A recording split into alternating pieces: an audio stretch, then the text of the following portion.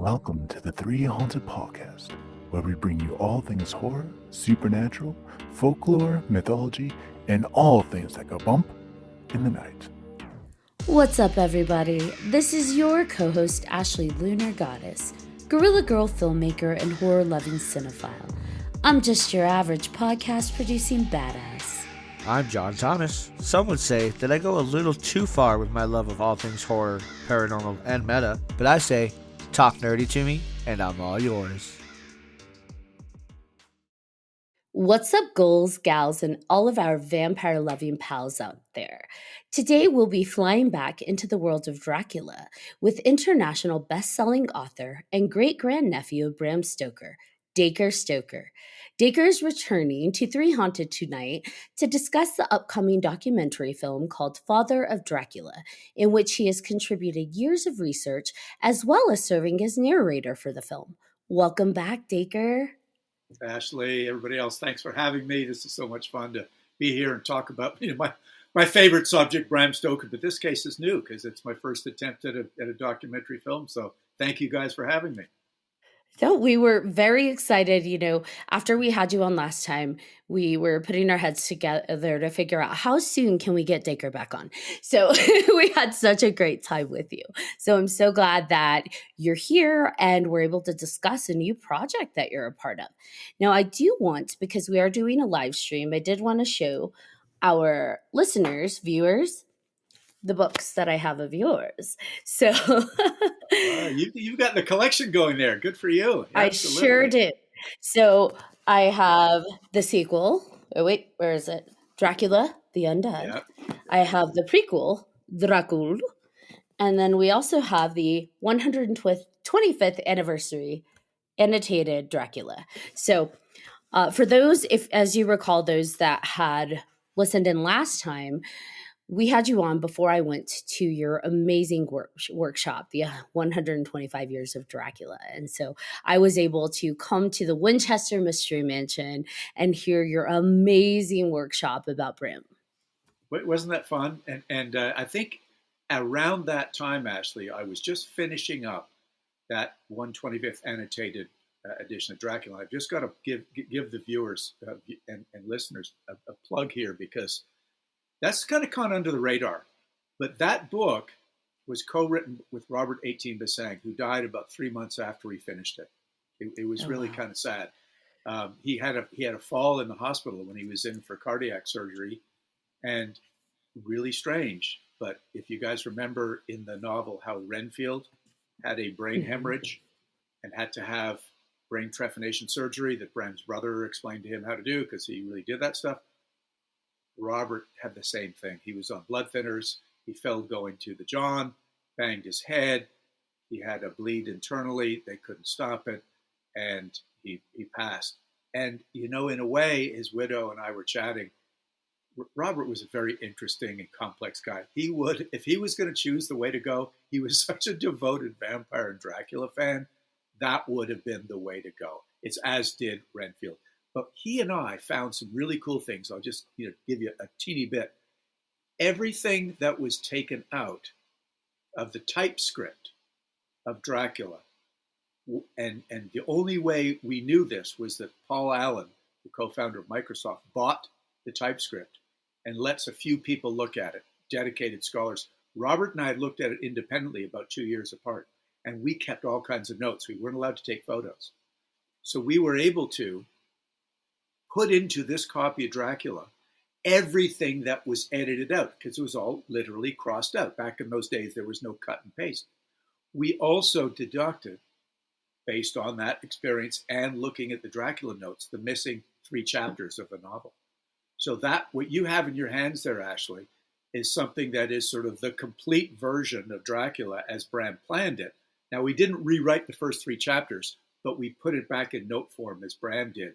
So that's what I've been up to, and those are the type of workshops that I give, is giving people all the cool inside secrets, and that's what I do when we're creating this documentary.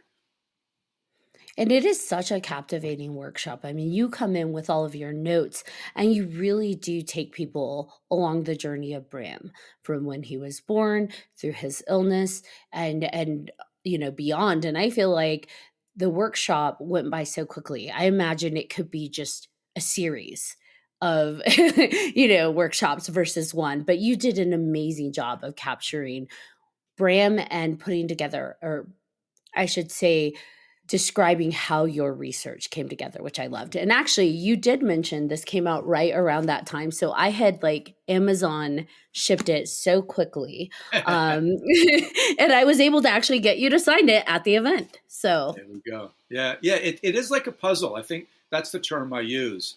And just to sort of, set the record straight, there are researchers around the world who have become very good friends of mine who make very interesting discoveries. One was the Lost Preface, one was the Icelandic edition, the notes, the journal that I found, all these different things. But I seem to be the one repository, being the family member, the great grandnephew, that takes all this stuff in, and I give people credit for what they supplied with me. But I'm able to draw conclusions because lots of circumstantial evidence together, to me, makes enough to make a compelling set of stories. I like to say I don't know for sure, but with 4 or 5 different sources, to me, this is what happened. And having also discovered Bram's journal in his great-grandson's attic, if you can believe it, in the Isle of Wight, they had a journal of Bram's for years, but the handwriting was so bad they didn't know what it was. And they invited me over when I was doing my research for the first book, the sequel to Dracula. And I found this thing, and it took 2.5 years to have the whole thing deciphered. Dr. Elizabeth Miller and I did it and figured out what was going on. And that helped me understand Bram. His wiring system was an 11-year journal while he was a college student. And then we went on to work with Henry Irving in London. Sadly, there was nothing in there about him writing Dracula. I think he might have stopped the journal, but as you guys probably know, he started keeping a notebook of all his Dracula notes, and that lives in Philadelphia in the Rosenbach Museum. So down goes the journal. He starts with this notebook, and that's where we see all the cool things and the things actually that we had chatted about. Why he started the story in Austria, not Transylvania. What made the change? Why the Count was going to go to Dover, not Whitby, what made the change, all those kind of little subtle things. You've got to be able to look at those notes and cross-reference those to all the other little pieces of the puzzle. what inspired you to even start going down this journey of piecing together Bram's life and his history? I think it was really rooted in 25 years of teaching middle school and high school kids PE and science, and having a real fascination with how do you make people learn better? How do you teach them better? How do you get better performance out of them? I've actually coached all the way up to the Olympic level, and you got to get into people's head and figure them out. And I had that sort of desire to look behind the curtain to figure out people and get them on the right track or on a better track.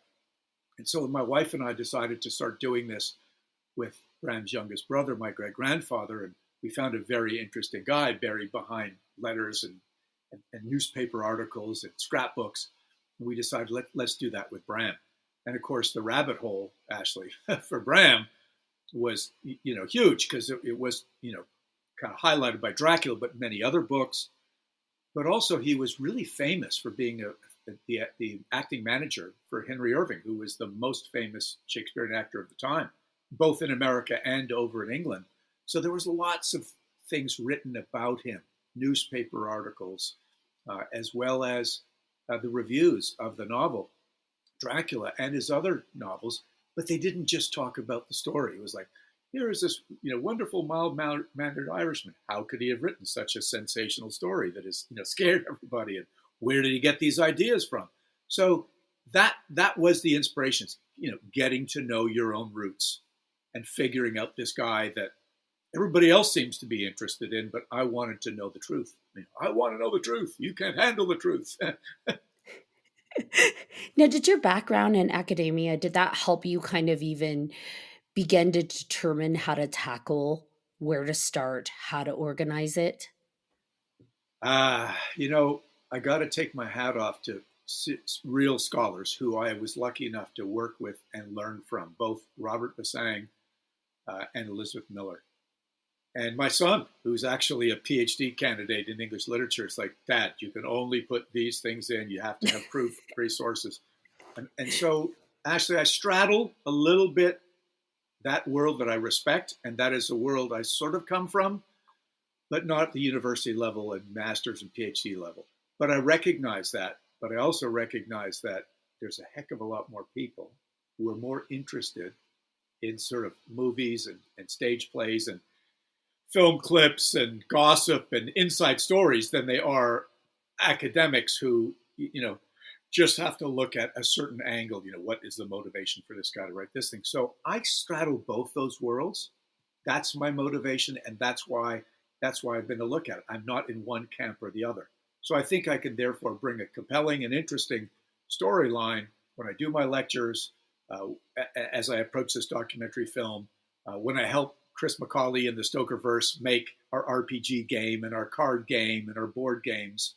I'm not all super serious scholarly approach, although those things I am rooted in a bit, but I've deviated from that to make things a little more exciting. And you definitely do keep it exciting, don't you? I mean, even in the talking points that you sent us, you drop little juicy tidbits that were like, ooh, tell us more about that. Well, I figured we got to keep it interesting. I mean, I've had some cool adventures along the way. And, people tend to, once they get past what was it like growing up as a Stoker when you finally figured out that your great-granduncle was the guy that wrote Dracula. Okay, we go beyond that. What have you found out? Tell us some really juicy stuff. Have you had any weird experiences with people who want to take your blood?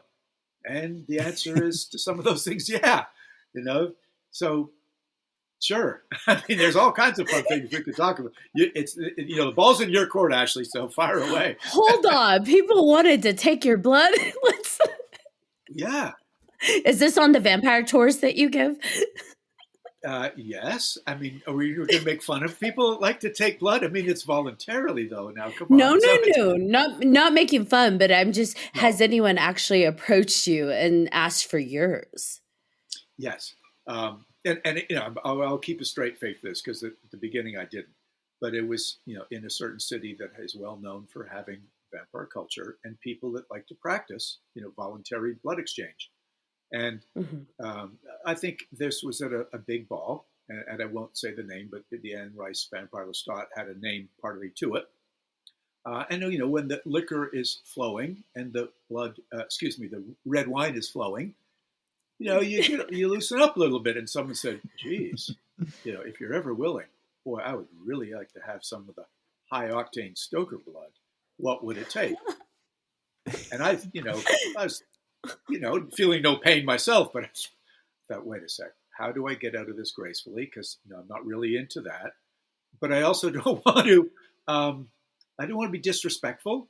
So it's like, oh, geez, I don't think my wife would be too excited about that. I somehow, the way you sort of fumble away when you're stuck in a corner, so that got me, that one. But it gave me good memories, but I also had this idea of somebody walking around with a little vial, yes, of the Stoker stuff. Maybe I could market that the next time I go and make a Red Cross donation. Now, do they ask you what your blood type is at all, or is that something that you make known to people? Because I know blood type is something that's tied to vampires. It's high octane Stoker. Well, we call it the V blood. Very good blood. V type. V type. Very good blood. I like it. Of course, very good stuff. Yeah. I mean, I love that they complimented you in the process. They're like, we need that high octane Stoker blood. The flattery gets you almost everywhere, but it does not get you Dacre's blood. But I was aware of all this stuff in in a different level. As an Olympic coach, I knew there was blood doping going on, steroids and all that stuff. But the blood doping was a really interesting thing. My guys never did it, but it's people who go to high altitude and really get your blood, really churned out, so you're sucking up as much oxygen as you can, and you take out some of the blood, and then you go off to your competition at regular level, and then the doctors put that high octane blood back in you. So it did make me think about, Olympic blood versus vampire blood. What would I like to have if I really needed it? I mean, vampire blood apparently gives you strength and powers, and depending Well, what, yeah. Mythology you believe in. So The recovery rate is really fast. I mean, just whenever you see these guys get cuts, boom, they almost come back instantly. So that would be great, the Olympics, but it all depends on what they're testing for. If they're not testing for vampire blood, we could get away. Absolutely. Maybe I gotta suggest that to the Romanian team when I go over there next.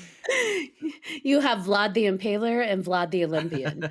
So and pole vaulting, right? I was gonna say it got me thinking about like what events are we talking about here? Like what? Of course, what there's got to be sword fighting. Vampires? Yeah, vampire. He stays away fencing. from javelin throwing. He's like, nope, we don't go there. Or archery. Yeah, I mean, well, look, all that stuff is where it started. I mean, literally, I'm going off track, but the sport that I did and coached was the modern pentathlon, was sword fighting, pistol shooting, swimming, running, and riding horses. And that's the stuff that the medieval kind of courier did to be a successful warrior all the way up till the early 1900s. And then, of course, telecommunications took over and jeeps and so on. But that's what I did. So I can hold my own if I have to go at it with Romanian vampires. Well, and I imagine that helped when you're writing the stories, right? Because you actually understand what goes into all of that. Now we're touching on something. There are a few sword fighting scenes in some of my short stories and novels. And actually in college, I was asked to help choreograph a sword fighting scene on stage. And I was just a fencing guy. I wasn't a stage guy, but nobody else up at St. Lawrence University in Canton, New York knew what to do. So I figured it out, certain basic moves for about a 2-minute sequence. And the funniest thing happened to me, though, I was walking downtown with my girlfriend, and there on top of one of the frat houses, in the winter with lots of snow everywhere, was one of the two guys that I was coaching in this sword fighting scene, drunk out of his mind or high as a kite, something, with one of the stage props in his hand. And all the fraternity guys were down below going, stop. He's up there, fighting ghosts or something. And the police had to come, the fire guys had to come.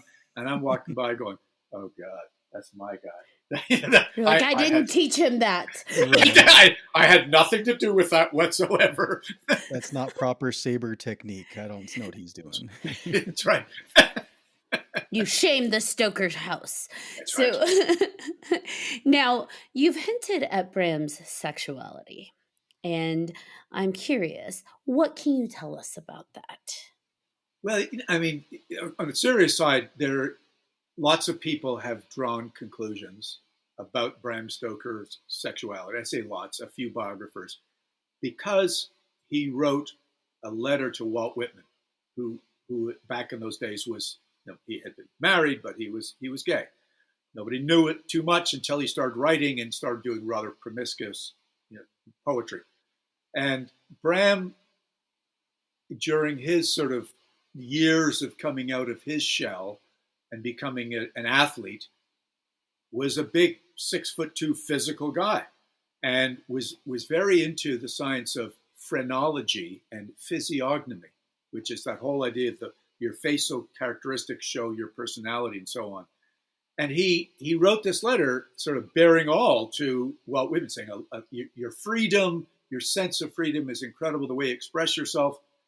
And two biographers in particular sort of reference that as, Bram must have been a closet homosexual because he's kind of palling up to Walt Whitman. And the way I read that, and after chatting with his great-grandsons who were raised by Bram's son, they said, there's nothing farther from the truth. Bram was a man's man. He was chasing after women all the time. But his whole take on Whitman was his confidence to write whatever the hell he wanted. And he was able to do so in America because it was a much freer society, both literally and socially. Remember, Bram was a Protestant, brought up in very conservative Catholic Ireland, moved to to England as an Irishman. That would have been very difficult. They're always under scrutiny. So I bring it up, and it will be discussed, actually, in the documentary, because it's an issue that people like to talk about. And they say, oh, and he was friends with Oscar Wilde as well. Well, he was a gentleman, and he was polite to Oscar Wilde. He was friends with William Wilde, Oscar's older brother. They were classmates. They were in the Philosophical Society together. And as a matter of fact, their mother, Lady Jane Wilde, was Bram's literary mentor. And she actually had a book that I found in Bram's personal library that gave him this sort of impetus to look into Transylvanian superstitions, because it had a section in it saying the Irish mythology of banshees and fairies and goblins, very similar to the vampires of Transylvania, and Madame Gerard has written a book about it. Bram also had a copy of the book by Madame Gerard. So I am sure that that's where the close connection to the Wilde family easily gets blown out of proportion, because people say Bram went to the prison that Oscar was held in because Florence, was a merciful person and wanted to, give the guy some money so he could buy something while he was in jail. And as a nice thing to do that a gentleman would do. It doesn't mean he was a homosexual. So those are the things we try to clear the record. Not that there's anything wrong with it, of course, but it's just I like to set the record straight and not sort of allow people to get away with a free pass on too much uncircumstantial evidence if they can't back it up with the truth. It's one thing to say it to sell a book. It's one thing to say it if you actually have the proof to actually develop this thing and say, yeah, maybe he was. Big deal. Now, Bram, and you discuss this in your workshop, as a child, he had an illness, right? And how were you able to piece together what that illness was? Well, again, that's calling upon experts. And I've spoken to a guy who is a medical doctor, and one of his interests is forensic medicine, historical medicine, looking into the Victorian era. And so here's what I do know. Bram was an ill child, most likely an invalid for the first 7 years of his life. He wrote one teeny little thing in a book that he wrote about Henry Irving, and it said, I used to be in my childhood, confined to my home, my room, didn't know what it was like to stand up.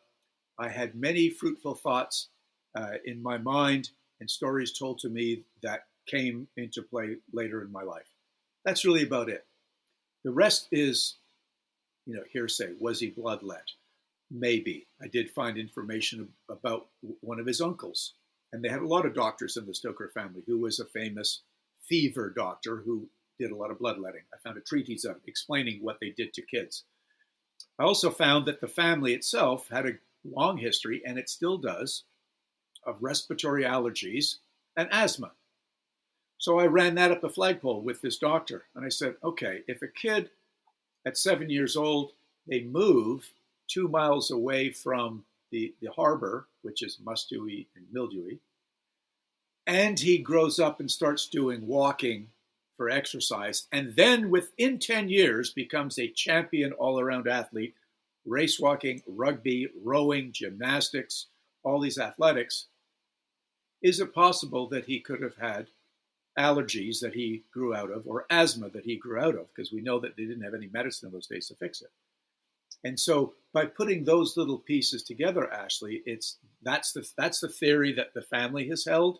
And I'm not the only one that believes it, but I've put all those things together thinking, how do you go from being an invalid and 10 years later being a champion athlete and not having residual problems with your cardiovascular system, muscular system, or anything like that? And of course, that's fodder for good writers. That's what J.D. Barker and I used in Dracula, as you know. It was, yep. How do you recover? Well, we turned that into, well, maybe there was some supernatural blood that is involved, and maybe the nanny's involved, and all that super strong vampire blood we talked about a few minutes ago, has something into play with making Bram Stoker a champion athlete. And then he's got to pay the piper, like as you always do. You can't get away with this. So that's how he actually runs into vampires and realizes that all this crap is real, and Bram Stoker needs to write a book about it to warn the world, and that's why he writes Dracula. Which is fun. I mean, all of the different avenues that you could have gone with Bram and creating that prequel, you chose that route, and I thought that was fun. It reminds me a lot of the sequel, tying in pieces, right, of the real world, the things going on with the theater, and his fictional world that he created. I love that you married those two together really well. Well, if you think of, I mean, I say think about it. My co-authors and I thought about that a lot. And the reason we did was because Bram did exactly the same thing in Dracula. He chose real places, real events, the landing of the Demeter, Whitby, all these different places in London that people actually knew about: Exeter, Purfleet, London Zoo. The addresses are all accurate, but sometimes off by one or two numbers only, just enough to give that feeling of reality, but somebody can't really check up on it because it's just off by a little bit. So he really set the stage for writing Dracula that way. So it was a no-brainer for me to say, okay, guys, I do the outlines. I'm going to find all these places. I get access to maps to make the story resonate as Bram did Dracula, as it's real. We've got to really stick to this playbook. And it was great. These guys loved it because the two guys I wrote with could really then concentrate on plot arcs, characterization, whereas Dacre sets out the framework and has all, I find the newspaper articles that they need to read that tie into our story, all those things, the type of guns you use, was there a tower here, was there a tower there, all that stuff is then created. And then I hand that to my guys and say, all right, this is what we think should happen. What do you think? Now, you were on a quest to visit all the places that Bram went on holidays, right? Now, correct me if I'm wrong. It's been a while since that workshop at the Winchester Mansion, but in one of the libraries, didn't you find a book with his handwritten notes in it where he came up with the name of Dracula? Yeah, you've got a good memory. So, the quest is ongoing because there's still things you find. I've been to Cruden Bay, Scotland, where he did spend many, like 11 or 12 of his summer holidays, where he wrote Dracula and other stories. Whitby, England, where he was inspired and where he wrote many of his notes. And I like nothing better than taking people with me on those trips to kind of experience that and see it and feel it and so on. But the library you're talking about is actually in London. And it was 2018, I believe, that Robert and I were working on the annotated Dracula. And we both got an email from Philip Spedding, that was the guy that ran the financial matters, the fundraising for the London Library. He knew both of us. He was a big Dracula fan. He knew that Robert had worked really hard on the notes for Dracula, deciphering them and publishing them. And he also knew that in the back of those notes, like a university student, Bram listed all of the resource books that he used for Dracula. Well, Philip thought, God, I'm just going to walk through my library. We know Bram was a member there, but because of bombing and fires in World War II, they didn't have their records. And the books that they had in a private library didn't have those little sleeves in the back. Remember those with the date stamps on them and the little card? Mm-hmm. It didn't have any of those. So what he did was he walked through the aisles of the London Library with his cart and a copy of his Dracula notes and started looking for every book that was listed in the back of Bram's notes. And by golly, he found 26 of the sort of 30. So he took them back to his room and he started looking through them, and he started going to chapters that he felt had something to do with, obviously, Dracula. He found books that were written by people who adventurers that went to Transylvania. He found the Baedeker Guide train schedules in Europe. He found weather books, weather pattern books, all that stuff. And lo and behold, while he was looking at them, he found some of the corners of the pages turned down. He on pages where there was something that ended up in Bram's notes. he actually found pencil writing, strange little marks, not just simply like any of us would do, underlining something, or back in college we take out the old highlighter and just poof. But no, there was symbols and things. So it wasn't obvious that Bram did it, but it was pretty good chance that he did it. So he contacted us and said, any of you guys have any evidence or records of any books that Bram may have done that to? And I had in my possession at that time, it was like a 2-year loan from Bram's great-grandson's, my cousin, a copy of Dracula. Actually, it was came out in 1897. In 1901, the first abridged edition came out in paperback. So Bram's publisher in 1900 gave Bram a copy. Here's a galley book. Take out 30,000 words. And what he did with a pencil, because again, remember, you and I can do that with our computer and cut and paste. Just delete. He started crossing out, making little notes. And when he crossed out like a whole passage, remember, he had to cut the book down by 30,000 words. So sometimes you take out a passage that's somewhat irrelevant, at the description of something, you might have to bridge what you have left and where it starts again and put in some words and symbols. And guess what? They were almost identical to what Philip had sent us in pictures of the books in the London Library. And then he discovered a book that Bram's son had donated to the London Library 2 years after Bram died. And guess what?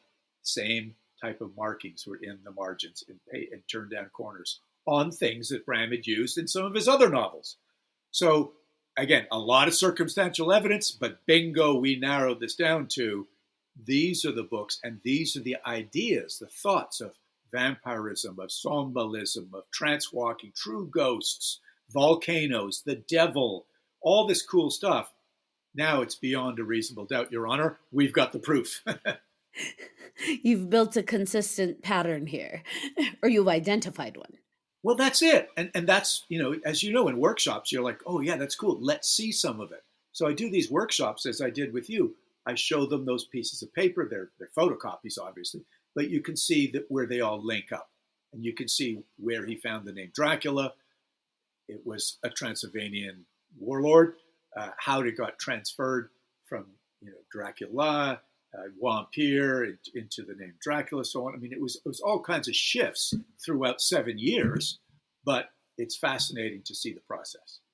That brings us to the segue of you're doing these 125 years of Dracula workshops and you're leading tours. And how did the father of Dracula come about? How did you team up with this filmmaking group? One of my trips to Dublin, Ireland, I was invited to present at a film festival in Dunlowry, which is just outside of Dublin, and I met this fellow, Jason Figgis, who was a documentary filmmaker, a feature filmmaker as well, but a small-time guy doing his own thing in Dublin. And I thought, what a great spirit, what a cool guy, and I loved his film. And he has since, this was, like 10 years ago, he has since done bigger things, but he still loves to come back and do projects that he has complete control over from literally, he sometimes does the camera work, he does the directing, and he brings his friend in, John West, who does a lot of the writing and the publicity. And we just always thought about, and we just kept in contact. Hey, we got to do something about Bram Stoker one day. And maybe we'll get a pitch together and somebody will pay us a bunch of money and we'll go film in all these places that I just mentioned. And we had a couple of pitches and it just never came about. So we said, what the heck? Let's just do it. We're going to need a little money. That's why we've got this thing going at Indiegogo to pay for some editing. It costs time to go into big time studios with good software, but we've already got all the filming done in all these locations, because every time I'd go on one of these places, I had a really good friend from Romania, who's actually an Irish guy who used to be a videographer for Sky TV. He got tired of going to wars around the world, so now he's freelance. And he comes around with me and we film things in Whitby, in different castles in Transylvania, in Scotland. And we then send all this footage to Jason. We worked with John West on a script. and I provided lots of information. He wrote it out. And then I sat upstairs in my daughter's room, which is quiet, with a good headphones and speaker, and did the narration just on my little computer, and then would send it over to Jason Figgis. And the magic when you do something, I mean, it's kind of a little bit like a Ken Burns style, where you might have some static images, you might have a few talking heads, you got maps, but it doesn't have to all be, filmed live video to make it awesome. It's the magic is in what Figgis does, is edit it great to give people 90 minutes of what an awesome story where the puzzle comes together. We know the man. We now know the man. What are his motivations? What was going on in his life? And, what went into writing this story that really changed the world, and getting input. It's nice to get other voices than just mine to give some sort of break, but also credibility. So we had Colin Hamilton and I went to conferences around different places and say, hey, I love what you have to do. Let's step into this room and have a little interview with you. And so that it's cobbled together, Ashley. But again, the genius is in what Jason and John can do to make it all real and make it compelling. I think one thing that I'm very interested in, I've worked on a couple documentaries myself, is the hard part is always like, what perspective are you coming from? What are you trying to tell? Like, what is the story? Is it specifically about their life, like cookie cutter things? Are you trying to go at it from a family member's perspective? What are you trying to tell people? Are there things that maybe people that are misunderstood that you're trying to clear up for a lot of people? That's what I'm interested in. What kind of angle that you guys are going to go at? And maybe it's everything. I mean, well, BJ, that's a great question, because we have those discussions ourselves at the sort of the writing phase. But of course, that can change when Jason starts editing it, right? We have looked at, it makes sense to do this thing chronologically. But we're still discussing, do you start with Dracula and then it goes backwards, like what happened? Or do you start with the troubled childhood of Bram Stoker and then it goes forward? that was one of the questions. Yeah. And how, not just the perspective, but the fact that you get to narrate the whole thing. That's I think what Ashley's point was, that they chose somebody who has that perspective, has the Stoker in them, that can really tell a story.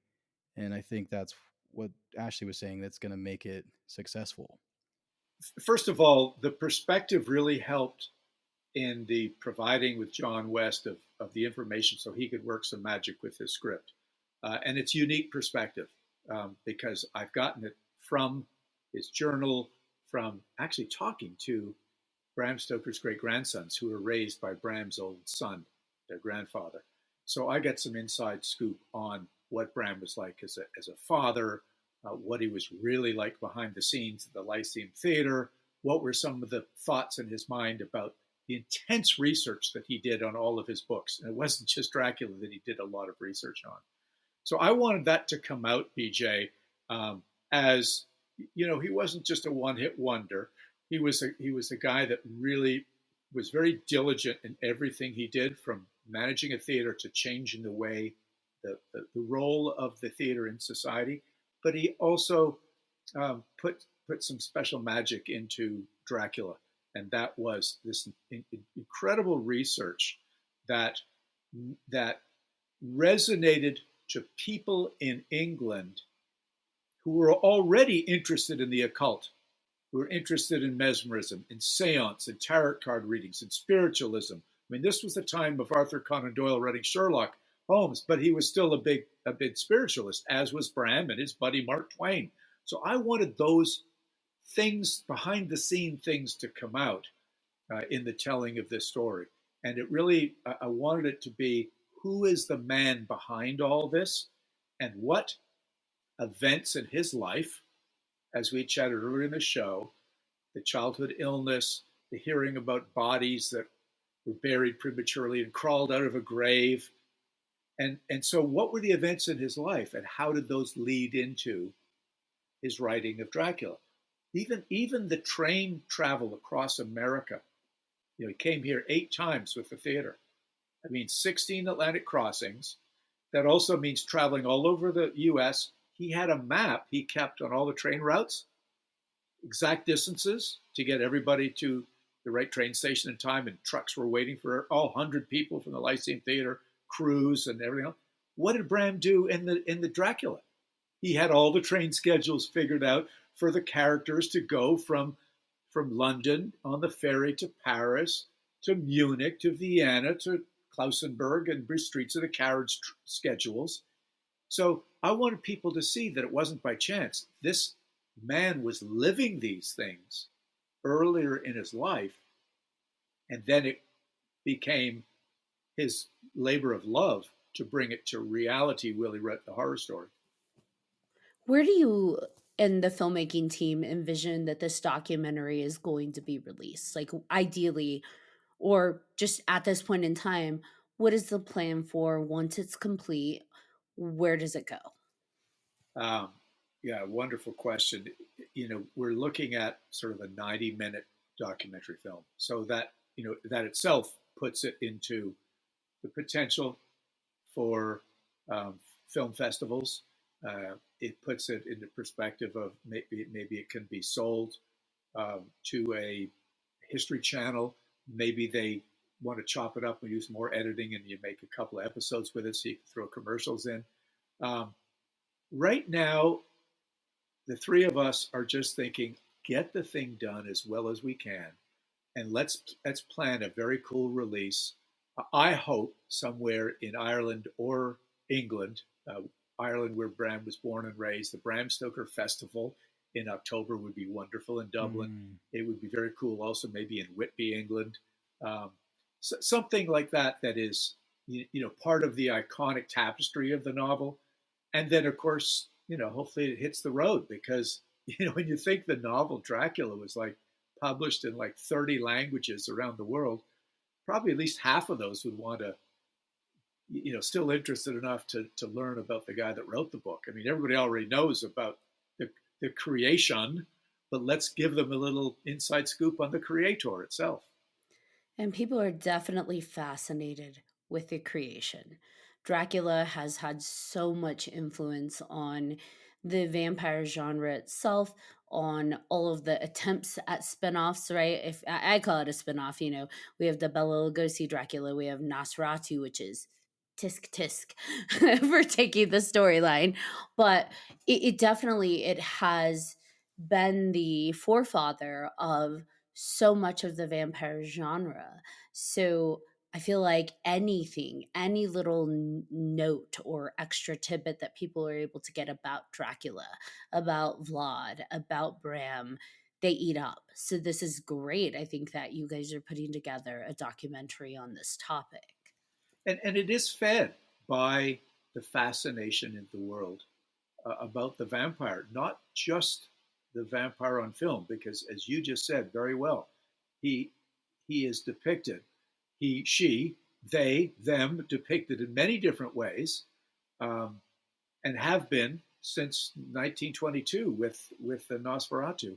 And I will say, even though, and this is for the record, okay, Ashley, I did a lot of research with my son, the PhD candidate, to write an article in Scream magazine about the Stoker family perspective on the whole court case.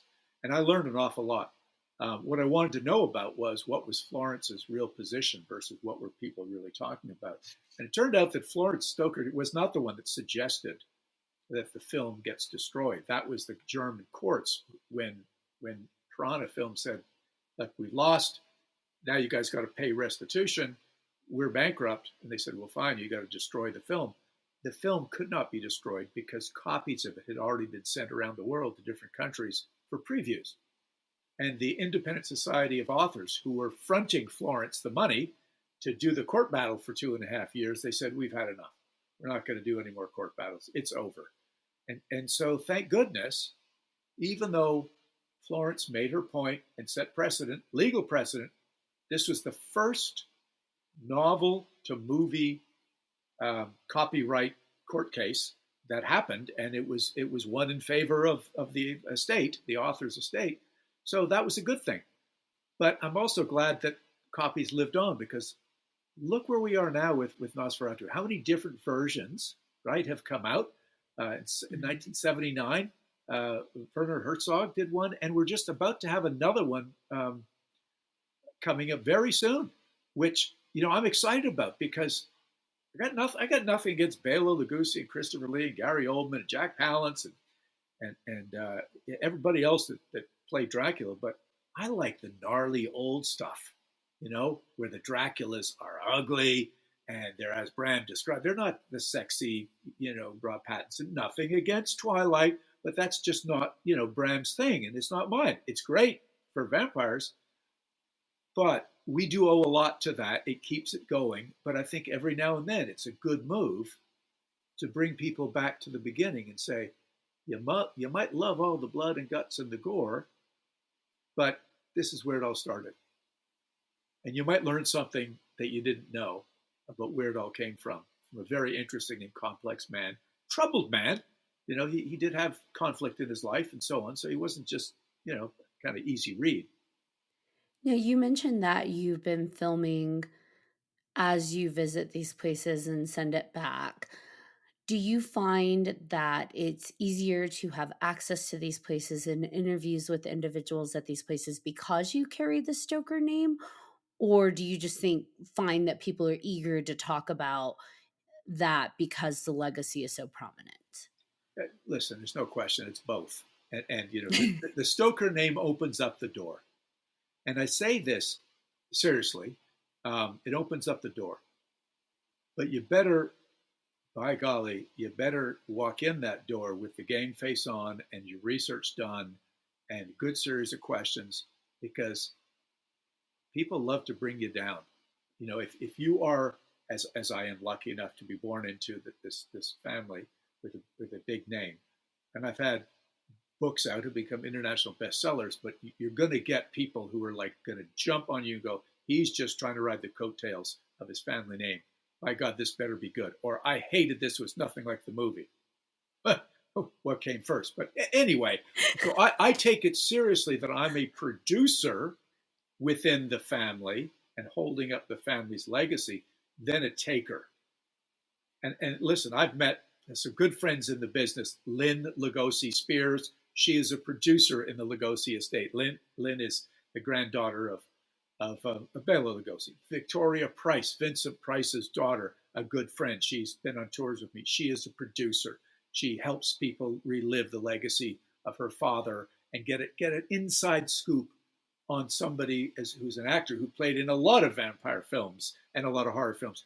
She wants people to better understand her dad, just in the same way that Lynn Lugosi wants people to know Bela, and I'm sure Mrs. Karloff wants people to know that there's really a real person behind, all of the monsters. So to me, we take that seriously. And I also take it seriously that I realize that the book, Dracula, has meant an awful lot to an awful lot of people.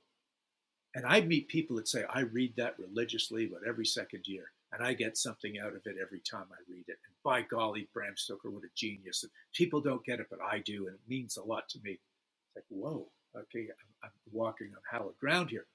What can I do for you? And I want to be able to tell them stuff that will then sort of help them, learn more to fulfill them from their quest, as this book means a lot to them. So, yeah, I get a kick out of it, but I'm also careful when I walk in that door and present myself, because I want to make sure I do it right and hold up our end properly. Now, the father of Dracula, as you said, you're raising funds to be able to complete the film. The Indiegogo campaign just recently launched, right? Yeah, started April 1st, so it's recently out. And we need about $25,000 to get into proper studios to do all the remixing and the editing. And then I think Jason said it would take a couple of months to put the whole thing together. So I'm looking forward to it, because we've worked on it bits and pieces over about 3 or 4 years, a little bit here, a little bit there, and it's like slowly coming together. So I can't wait. But I urge people that the rewards are cool, but also anything you could do to help get our story out there is much appreciated. Could I ask you what the most challenging part of making the documentary has been so far, besides obviously funding it currently? Oh, yeah. Um, I think the hard part is figuring out when I'm leading a tour and I maybe take a day or two afterwards to say, okay, Colin, I'm in Romania, or I'm coming to Whitby or going to Scotland. Let's spend a couple of days filming because I'm already here. I've got the plane ticket paid for by the tour. I can't do much filming when I'm working and being there for everybody. But I had a heck of an experience with my son and bad weather. That was the toughest part, getting to the top of an extinct volcano in northeastern Transylvania to find the actual location of Bram Stoker's fictional castle based on the coordinates they left in his notebook. And we had one day to do it, and the weather was terrible. We went anyway. And if any of you guys have ever been at high altitude, when there's thunder and lightning in the area, you realize, you probably shouldn't be there. But it's terrifying. We needed to be there. Yeah, we needed to be there. And, GPS wasn't working. Cell phones weren't working. We found the spot. We kind of planted the flag. So really, BJ, it's getting the right footage. I'm not a filmmaker, but I have a pretty good eye now for what I want to depict, how I'd like to tell the story to people.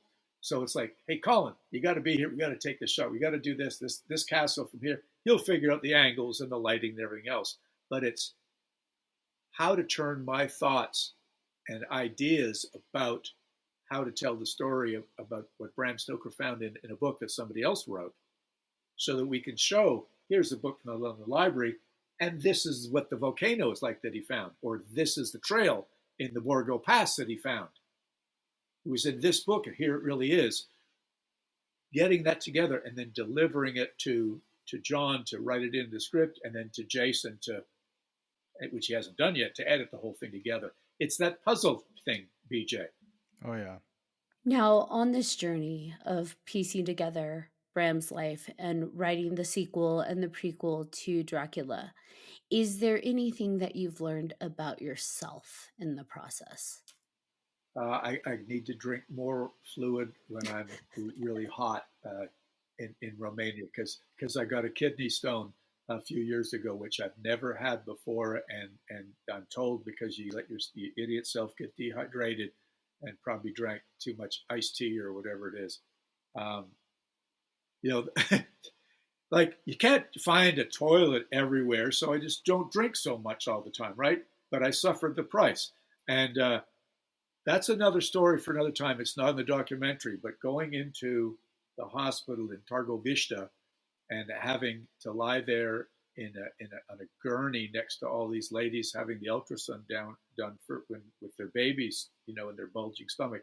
And I'm sitting next to them half naked with something over me, using the same freaking ultrasound machine with just a little bit extra jelly on my lower parts to find out if there's a bloody stone in there or not. Oh, no. That was what I learned. Drink the damn water, Dacre. Don't put yourself through that again. So take care of yourself. Well, yeah, look, it's not easy. People think, it's glamorous, but it's not easy. You go to strange places, and I begin to understand the language. I can't speak it, but it is listen. Probably the best word of advice on a serious note is learn to be a good listener, to understand people, watch the body language, figuring out what they're saying.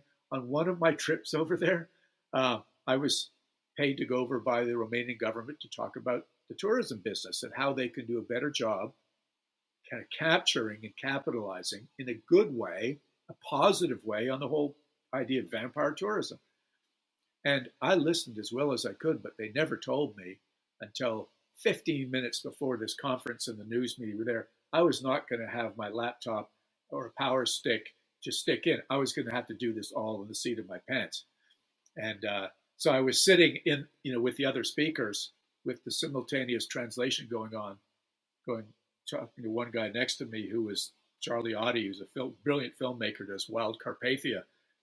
He says, I said, well, Charlie, where's your memory stick? Where are you sticking this in for your talk? He says, there's none of that, Dacre. Didn't they tell you? I said, no, they never told me anything. So I had to get up in front of a couple of hundred people and all news media and just, really winged it. But as you can tell, I can blab with the best of them. So that wasn't so hard. But yeah, that's be prepared, listen well, know your stuff, and be polite. I do have one question in regards to that. Like, you've done a lot of traveling, you met a lot of people, and you've done things through social media. Um, how do you think Bram would navigate the world today if he had to release his book in a world of today with social media and all of the things? How do you think he would, what do you think he would do? Well, I'll tell you something, BJ. Bram was ahead of his time when it came to technology. He was a guy that knew also how to work the press for Henry Irving. He was very popular with the press, but he knew when to turn them on, turn them off. He had a typewriter, which was ahead of his time. He utilized things in the novel Dracula, like a camera, like a searchlight.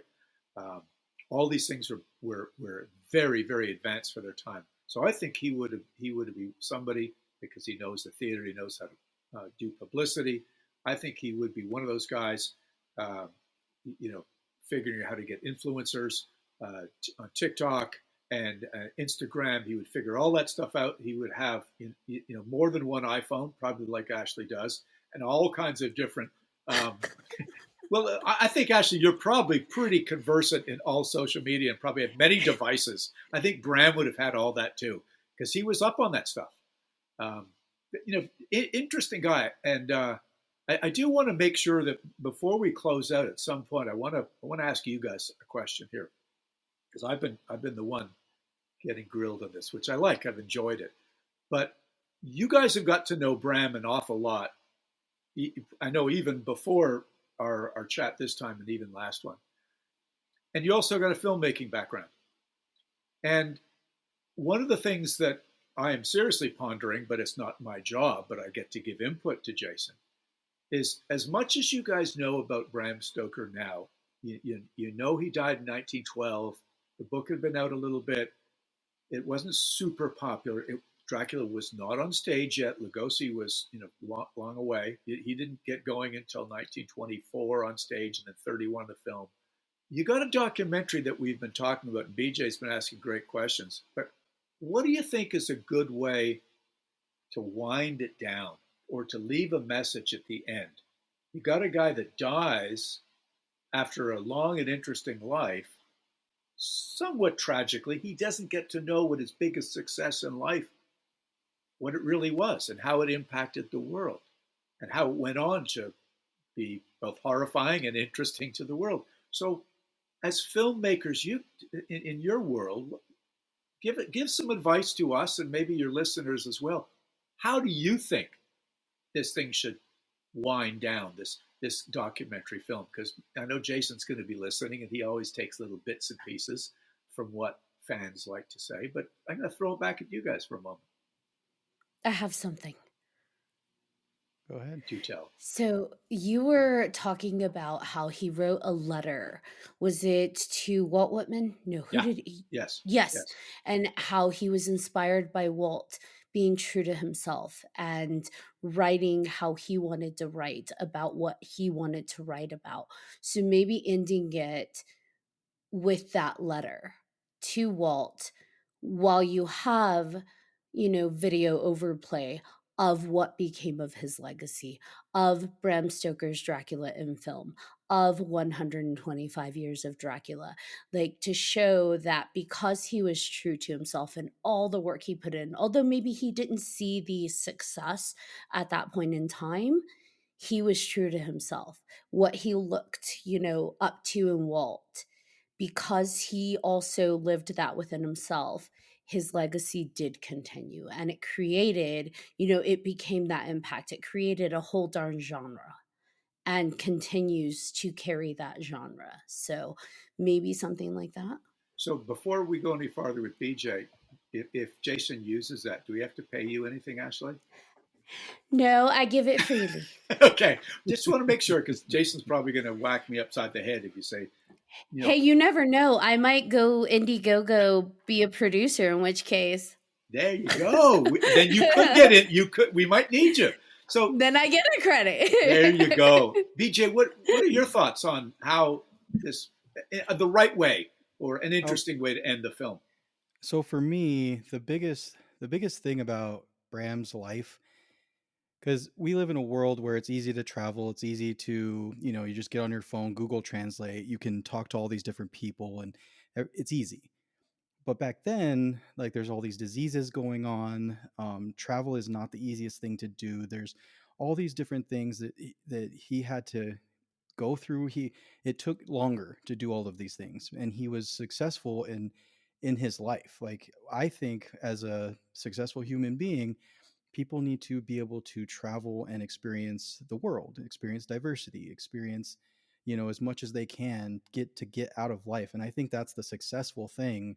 That's even, I mean, obviously Dracula and everything has become an iconic figure and everything, but the way he lived his life, I think, is maybe the more successful thing for him, for his everything. Because as a traveler and a filmmaker, think about what would I do in those situations. I'd be like, no, man, I'm tired. Like, I don't want to travel to all these different countries. It's just the passion that he lived with, the people that he met, the conversations he had. It was rich and full. And I think most people in this world don't get that. They don't get to experience what he got to experience. And I think that led to him writing such a iconic, piece of work there. And so maybe that would be That something that I would. that's an interesting point because we may have talked about it in our last show. But one of the things he learned coming to America, as you say, BJ, traveling and train traveling across the whole country, he met Buffalo Bill Cody and became very good friends with Buffalo Bill Cody and helped Buffalo Bill come to the UK and perform in Edinburgh, in Glasgow, in London. Stoker and Irving were showmen of the time, and they brought equally a big time American showman to come over. What Bram Stoker did with that, so this is what enriched his life, BJ, was not just the traveling and the relationships, um, but it was actually utilizing some of that inside information. He used Buffalo Bill as the model for Quincy Morris, the gun-toting, free slang-speaking American. He used Buffalo Bill Cody as the model for Elias Hutchison in the short story The Squaw that I turned into a graphic novel of Chris McCauley called The Virgin's Embrace. So he did this with people that he met, took different elements of places, of people and things from all of his travels. And I think you're absolutely right. The richness that he had from these travels and the relationships that he had, that's something to celebrate in this film, and somehow sort of highlight that, not what he lost by not seeing the success of Dracula, but what he accomplished with his relationships and his travels and the worldliness that he attained. I think that's fantastic. Well, I'm excited to see where this goes and what thread becomes that golden thread that ties the documentary together. I'm excited to see what you and the filmmakers put together. And for those that are listening and those that are watching, please go to Indiegogo and contribute in any way that you can, even if it's just sharing the campaign. That also helps. If you go to Indiegogo.com, you'll be able to search Father of Dracula and their campaign comes up, and share it, like it, contribute if you can. Anything helps. But this has been an amazing conversation. I have words. Dacre, do you have any final thoughts for us before we wrap this amazing evening up? No, I mean, I just, as you guys know, enjoy talking to people like you guys who are interested, who help give a platform for other people who are interested in the arts, in the writing, in filmmaking, and so on. So I just say thank you, and keep the candle burning light for other people like me that you give this opportunity to, because I think it's wonderful. It makes life more interesting to get behind the curtain and see what's really going on. So thank you for helping me draw back that curtain of my famous relative, and we'll see where we go. Hopefully, we'll be successful with our campaign, and Father Dracula will be a huge success. Well, thank you for being behind the curtain and willing to come on and talk about this stuff with us, because it's it's such like I said before at the beginning, you can have so many episodes. You could probably have an entire podcast, and I mean like series, on Bram Stoker, on Dracula, on the impact of the vampire genre, and on yourself. You're an amazing storyteller yourself. So we appreciate you coming on. Thank you, and I'd love to come back anytime you'll have me. All right. Anytime, every time. All right. So, John Thomas, do you want to bring us home? I do. Thank you again, Dacre, for coming on. We appreciate it. It's been too long, for sure. And thank you to all of our listeners and viewers for watching and listening to this episode of 3Haunted Podcast with your host. I'm John Thomas. I'm Ashley Lunar Goddess. And I'm BJ Segura. If you have any questions, comments, or episode suggestions, please feel free to email us at 3hauntedpodcast@gmail.com. And if you haven't done so already, please like, follow, and subscribe to all of our social media. You don't want to miss amazing guests like Mr. Dacre Stoker here. Until next time.